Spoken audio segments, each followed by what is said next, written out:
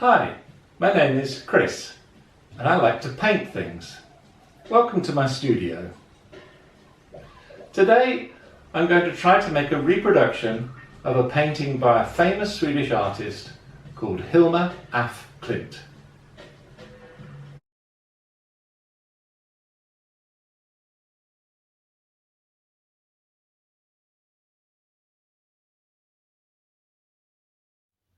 So I have here some Arches watercolour paper, 300 grams, the cold press paper, and this is a fantastic paper for watercolour, but also very useful for acrylics. And particularly if you have a studio space is limited, you can paint on this paper and store vast quantities of it, which you can later frame, of course, when you wish to sell the paintings. Here I'm going to use some Galleri acrylic gesso just to prepare the paper for painting. Usually I will do 1 or 2 layers of gesso before I apply the acrylic paint. I've got my foam core board underneath, which is going to be a useful work surface for the whole painting. And I've sprayed the paper and dampened it before I've started, and now I'm just applying the gesso with a clean brush straight from the pot. We know that af Klint painted regularly on paper mounted on board, so by starting here with paper we will be able to hopefully recreate some of her techniques. Af Klint's original painting was about 1 metre wide by 1.5 metres tall. That's a large painting. I'm going to try to recreate her painting at 1/4 the size. You'll notice that she has this beautiful circular ring around the outside of the painting. It's absolutely perfect in its dimensions and proportions. And she has then 2 smaller curves, which are like logarithmic curves. And below that, she has a rainbow of angles. The whole thing is very geometrical. I tried to draw the outer circle myself using the pin and string method. Then I realized that as that wasn't a perfect circle, what I really needed was a pair of academic compasses. The circle was very rough. Then I got to wondering, how on earth did af Klint draw such a large, perfect circle? I mean, those sort of compasses don't exist anymore, and even back then they would have been hard to find. But then, of course, I realized in a classroom situation, you have those sort of large compasses for drawing on with chalk on a blackboard. So she probably had access to one of those.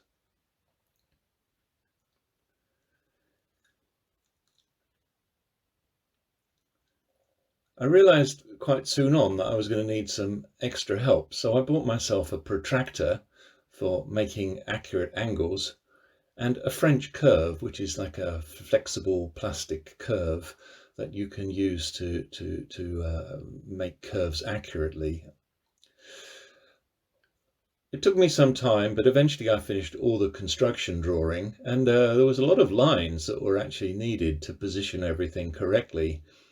Here you can see one of the main centres of interest in Hilma's painting at the top, and there's another small centre of interest at the bottom as well.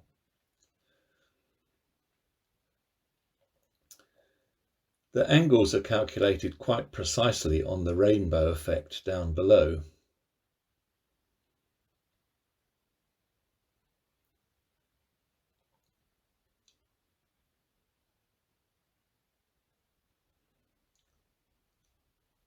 Even with the protractor, they weren't that easy to get right. As you will see, even I had to have several attempts to get everything to work properly. It's quite fascinating, that little centre of interest. It's a continuation of the big logarithmic curves that come into the centre of the circle. And down here, what is this? A little star? Hard to say. I'm going to start here by making an underpainting simply in black and whites and greys, so I can get an idea of the tonal values. I've got here a mixture of Payne's grey, and black. I think it's an ivory black, and a little bit of pouring medium to act as to dilute the painting slightly. Because the pouring medium makes the mixture a little transparent, you can see clearly my brush marks here in this underpainting. Here the underpainting is complete. I'm quite happy with it. It's fantastic to make an underpainting like this, because then you'll start to understand just how the tones will actually work in the painting, and it makes mixing the actual colours much easier, because you don't have to worry about matching the lightness and darkness, just actually trying to get in the right zone of the colour wheel with your colours.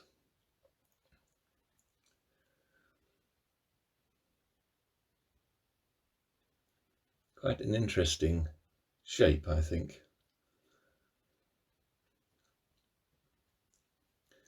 Now I'm going to move on and start to add glazes to the underpainting now that it's dry. I'm going to start up in the top left corner with a mixture of cadmium red, lemon yellow, and again a little pouring medium to try and get this transparent effect.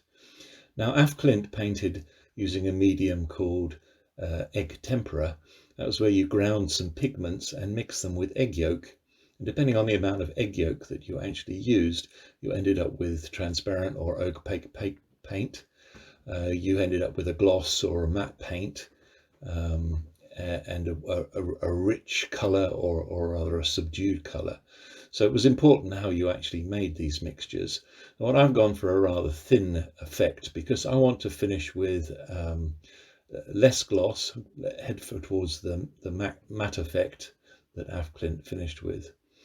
You can see after one pass of the red paint, it's still a lot of the underpainting showing through, because the paint is so transparent. I'm going to move on now to the purples, and I picked up here, you see a tube of Windsor Violet, which is rather naughty of me, because Klint didn't have access to Windsor Violet, or indeed many of the other colours that I'm using.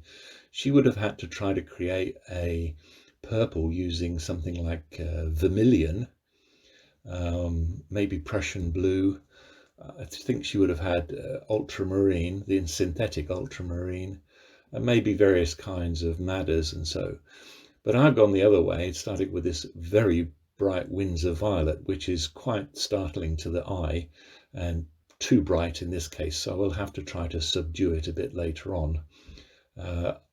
Klint had the opposite problem of trying to get the vibrancy in the colour coming from the other direction.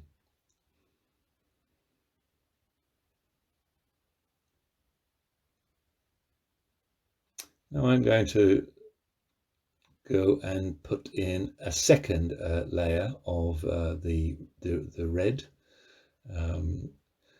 and you can see that as time progressed, I started diluting the red more towards the light pink, and the purples were diluted in the opposite direction. So we ended up with a kind of a pink to a purple to red rainbow of colours.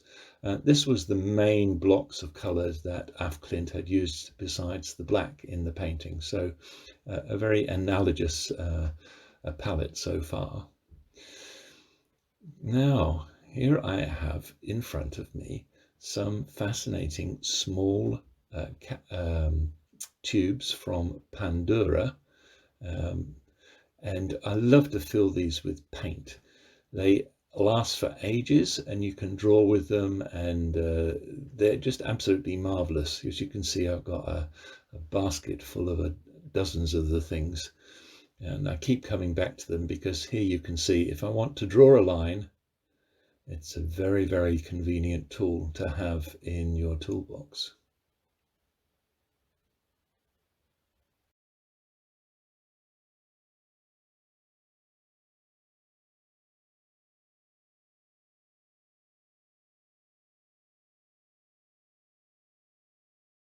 So now the painting is complete. It's been a fascinating journey for me. I have learned so much by just simply copying another artist's work. I think that Hilma af Klint is a fascinating abstract artist. In fact, the word abstract has opened up a little for me, because before I sort of understood abstract to mean not just non-representational, but splashing paint around. Here's a typical abstract painting that I do myself. It's not complete yet, but it shows all sorts of doodles and weird lines and just odd juxtapositions of colour. For me, that's abstract. But Hilma af Klint has taught me that abstract can exist in a different form. Would you like to see the finished painting? Well, here it is. I'm very pleased with the outcome. I think I was quite accurate when it came to matching Hilma's colours, and also many aspects of her technique. I found this to be a very, very precise painting, very geometrical. I think that I was surprised at the constraint that she showed, and particularly her understanding of curves. I don't fully understand where the dove is in this painting, although I suppose there's a wing-like structures down below the main central heart. But of course, the dove represents, in Christianity, things like peace and love, purity, and of course the Holy Spirit. And we can see perhaps a reflection of this in the outer circle, which looks a little bit like the halo of a saint. I was very pleased with the rainbow colours down below. They seemed to wake the whole painting up from something which was, I won't say boring, but so far lacking in interest. And then those tiny little centres of interest up at the top of the heart and right down below. What are they? Stars? I don't know, but they add an awful lot to the picture. The most disappointing thing, I think, was the purples. I realised that by using Windsor violet and some of the other colours like cadmium red, I wasn't really being truthful to Hilma af Klint's palette. She wouldn't have had access to those kind of colours. They were later inventions, more modern inventions from the mid-20th century. Instead, I think she would have had ultramarine, perhaps the synthetic version of ultramarine, which by then was available, and also she would have had things like vermilion, red madder, red ochre, and possibly Prussian blue, and those were the colours she would have used to mix the purples. I've given the painting a coat of gloss varnish to bring out the colours, and then 2 coats of matte varnish to try to imitate the tempera approach that af Klint was using. I think that this works very well and means that the painting is now well protected and ready for framing. I hope you found this video interesting and that you will join me in a future voyage of discovery into the art world. Thank you for watching. Goodbye.